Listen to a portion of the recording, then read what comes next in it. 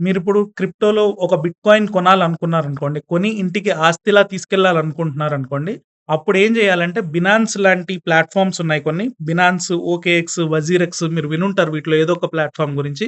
So, వీటిలో ఏం జేస్తారంటే మీ ఐఎన్ఆర్‌ని మీ కరెన్సీని అందులోకి డిపాజిట్ చేసుకున్న తర్వాత యూఎస్‌డి కిందకి మారుస్తారు. అంటే యూఎస్‌డిటీ అనేది అదొక క్రిప్టో డాలర్‌తో పెగ్ అయి ఉన్న క్రిప్టో అది. సో, దాంట్లోకి మార్చుకొని యూఎస్‌డిటీ తోటి మీరు కావాలనుకున్న కరెన్సీస్‌ని, క్రిప్టోస్‌ని కొనుక్కుంటారు. అది ఇథీరియం అయినా అయ్యుండొచ్చు, బిట్‌కాయిన్ అయినా అయ్యుండొచ్చు. సో, ఫస్ట్ మనం ఏం జేస్తాం ఐఎన్ఆర్‌ని డిపాజిట్ జేస్తాం ప్లాట్‌ఫార్మ్‌లోకి. సో, ప్లాట్‌ఫార్మ్‌లోకి ఐఎన్ఆర్ డిపాజిట్ అయిన తర్వాత, దాన్ని మనం యూఎస్‌డిటీ కింద కన్వర్ట్ చేసుకుంటాము. యూఎస్‌డిటీని యూజ్ చేసి మనం బిట్‌కాయిన్‌ని కొంటాం. సో, ఇది ప్రాసెస్ జరుగుతది.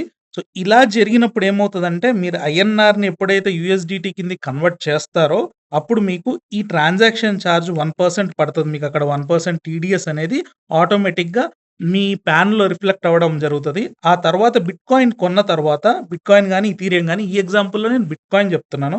సో, బిట్‌కాయిన్ తీసుకున్నారు. తర్వాత ఒక 1 మంత్ తర్వాత మనకి ప్రాఫిట్ వచ్చిందనుకుందాం. 10% ప్రాఫిట్ వచ్చిందనుకుందాం. మీరు ఇది సెల్ చేద్దాం అనుకున్నారు. ఇది సెల్ చేసిన తర్వాత మళ్ళీ ఈ బిట్‌కాయిన్‌ని మీరు ఐఎన్ఆర్‌గా మీ పాకెట్‌లోకి తీసుకోవాలి గదా! సో, ఈ ప్రాఫిట్‌ని మీరు ఇందులోకి తీసుకున్నప్పుడు వెంటనే ఈ ప్రాఫిట్ పైన 30% ఫ్లాట్ టాక్స్ పడడం జరుగుతది. సో, ఇది మనకి గవర్నమెంట్ చెప్తుందనమాట. అంటే క్రిప్టో అసెట్స్ మీరు కొని అమ్మినట్లయితే అప్పుడు మీకు ఈ 30% టాక్స్ పడతది. 1% టీడీఎస్ పడతదని చెప్తుంది.